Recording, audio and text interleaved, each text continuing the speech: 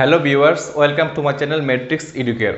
গত পর্ব দুটো লেকচার আমি গ্রুপ ভার্ব নিয়ে আলোচনা করেছিলাম, আর আজকে হচ্ছে পার্ট নাম্বার 3। আজকের লেকচারে আমি গ্রুপ ভার্ব নিয়ে আলোচনা করব।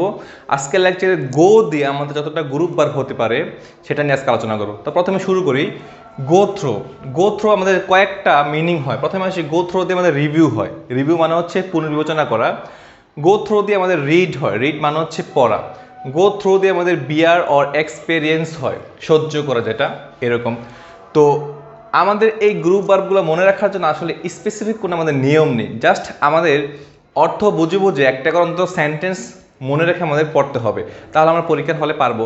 তো প্রথমে আসি গো থ্রো মানে হচ্ছে রিভিউ। এরকম হতে পারে যে review I am going through your proposal. তারপর আরেকটা এক্সাম্পল আমি লিখি, he has gone through the book. তারপর আরেকটা আমি এক্সাম্পল লিখি, I went through great sufferings. খেয়াল করুন, এখানে প্রত্যেকটা সেন্টেন্সের মধ্যে আমাদের go through go through go through ব্যবহৃত হয়েছে। তো এখানে গোয়িং কেন হলো, যেহেতু কন্টিনিউয়াস টেন্স গো থেকে গোয়িং হয়েছে, ওটা ডাজ নট ম্যাটার। তারপর এখানে গোন কেন হলো, যেহেতু আমাদের প্রেজেন্ট পারফেক্ট টেন্স, এজন্য গোয়ের 3 নম্বর রূপ ভার্বের 3 অর্থাৎ গোন হয়েছে।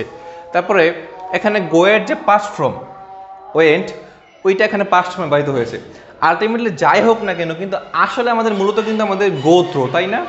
তো কোন সেন্টেন্স আমাদের কোন মিনিংটা হয়েছে আমরা যদি গ্রুপ ভার্বগুলো মাথায় না রাখি তাহলে কিন্তু আমরা পারবো না।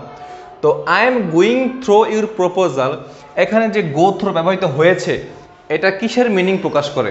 এটা কি রিভিউ না রিড না বিয়ার, কোনটা? তো খেয়াল করো, I am going through your proposal, আমি তোমার প্রস্তাবটা কি করছি? পড়তেছি? হয় না। আমি তোমার প্রস্তাব কি করি? সহ্য করি? হয় না। আমি তোমার প্রস্তাবটা রিভিউ করি, অর্থাৎ পুনর্বিবেচনা করে দেখি, এটা কিন্তু হয়। তো এখানে গো থ্রু মানে হচ্ছে কি করে আমাদের রিভিউ অর্থে ব্যবহৃত হয়েছে। Second example, he has gone through the book, সে বইটা কি করেছে? পড়েছে, একদম সহজ। তাহলে এখানে গো থ্রু আমাদের কি রিড অর্থে ব্যবহৃত হয়েছে। Next example, I went through great sufferings, আমি চরম দুঃখ কষ্ট ভোগ করছি। ভোগ করছি মানে সহ্য করছি। এখানে যে গো থ্রো আমাদের বিয়ার অর্থাৎ সহ্য করা অর্থে ব্যবহৃত হয়েছে। তার মানে হচ্ছে ভিউয়ার্স যে আমাদের গো থ্রো আমাদের 3টা অর্থ প্রকাশ করে, একটা হচ্ছে রিভিউ, একটা হচ্ছে রিড, আর আরেকটা হচ্ছে আমাদের বিয়ার, যেটা সহ্য করা অর্থে ব্যবহৃত হয়। তারপর আসি গো দিয়ে আমাদের কতটা গ্রুপ ভার্ব হয় দেখি।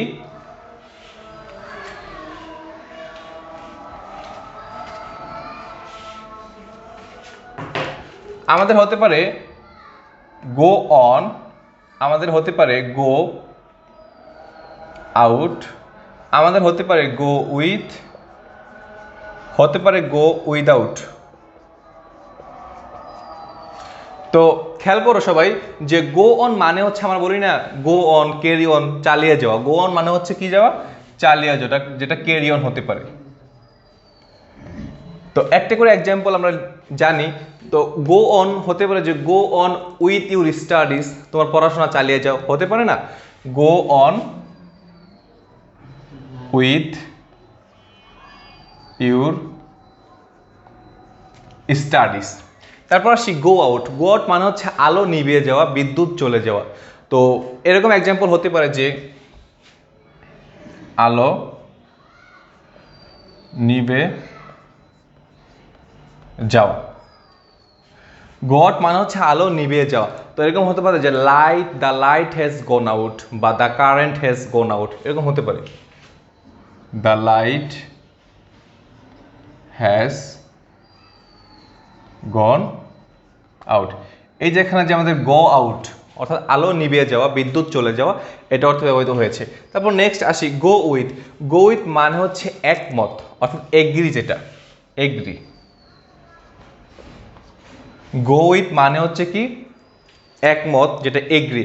এরকম হতে পারে যে he will not go with you in this matter, এরকম হতে পারে he will not go with you in this matter. তারপর আসি গো উইদাউট। গো উইদাউট মানে হচ্ছে অভাবে কাটানো, অর্থাৎ লাইভ উইদাউট, লাইভ উইদাউট, অভাবে কাটানো। For example they have to go without, sorry হ্যাঁ, they have to go without from time to time হতে পারে। দে হ্যাভ টু গো, তাদের অভাবে কাটাতে হয়, উইদাউট ফ্রম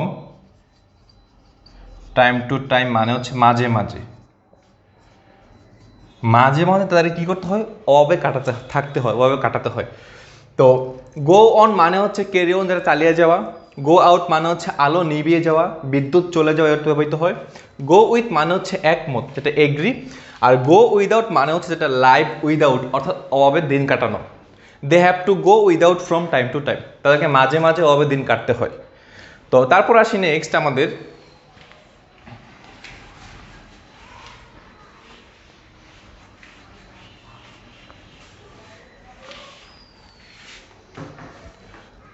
একটা হয় আমাদের এরকম যে গো এগেনস্ট।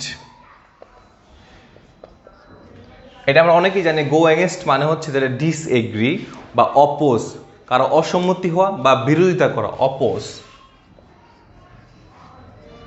কারো বিরুদ্ধে যাওয়া। যেমন করোনা ভাইরাসকালীন সময় জনগণ যাচ্ছে লকডাউন খুলে দেখ, আবার সরকার যাচ্ছে যে লকডাউন না থাকুক, এরকম আর কি। তো পাবলিক ওপিনিয়ন ইজ গোয়িং হতে পারে, public opinion is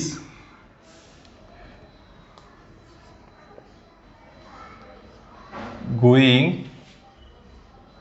against the government, অর্থাৎ পাবলিক যে ওপিনিয়ন এটা সরকারের বিরুদ্ধে চলে যাচ্ছে, সরকারের বিরোধিতা করছে। তো গো এগেনস্ট মানে হচ্ছে আমাদের ওপোজ, যেটা বিরোধিতা করা। তারপর হতে পারে গো এওয়ে। গোয়ে মানে হচ্ছে প্রস্থান করা, লিভ দ্য প্লেস, জায়গাটা ছেড়ে চলে যাওয়া। গো এওয়ে মানে হচ্ছে প্রস্থান করা, যেটা লিভ দ্য প্লেস, জায়গাটা ছেড়ে চলে যাওয়া। এরকম হয় হি has gone away with all his belongings. belongings মানে হচ্ছে জিনিসপত্র, সে চলে গেল তার সমস্ত সব কিছু জিনিসপত্র যা আছে সব কিছু নিয়ে। তো গো অ্যাওয়ে মানে হচ্ছে লিভ দ্য প্লেস, প্রস্থান করা, চলে যাওয়া। তারপর আসি নেক্সট আমাদের লাস্ট ওয়ান, এরকম হয় যে গো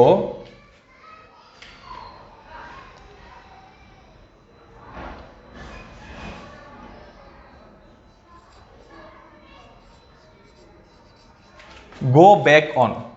গো ব্যাক অন মানে হচ্ছে যেটা উইথড্র, প্রত্যাহার করা, উইথড্র, উইথড্র। তো আমরা অনেক সময় প্রমিস করি, প্রমিস অনেক সময় ভেঙে ফেলি। তো এরকম হতে পারে যে when you make a promise, when you make a promise you must not go back on it. যখন তুমি কাউকে প্রমিস করো তার মানে হচ্ছে ওই প্রমিসটা ভঙ্গ করা উচিত না, বা প্রমিস থেকে ফিরে আসা উচিত না। When you make a promise you must not go back on in it, maybe হবে ইন ইট। তো গো ব্যাক মানে হচ্ছে আমাদের কি, গো ব্যাক অন উইথড্র, যেটা প্রত্যাহার করা, এরকম। তো এরকম আরও হয়, গো আফটার হয়, গো ডাউন হয়। তো বিশদ আলোচনা না গেলাম, তো আমি গো দিয়ে যতটা গ্রুপ ভার্ব লিখলাম যে প্রথম থেকে শুরু করে, সবাই যদি এই গো দিয়ে সবগুলো গ্রুপ ভার্ব মনে রাখো, আশা করি তোমাদের গো দিয়ে আর কোনো ঝামেলা হবে না, আর পরীক্ষা এর মধ্য থেকেই আসবে। তো এই ছিল আজকের লেকচার। সবাই ভালো থাকো, সুস্থ থাকো, নিরাপদ থাকো, এই কামনা রেখে আজকের মতো হৃদয়ে আমি বিদায় নিচ্ছি। Take care and keep learning. By.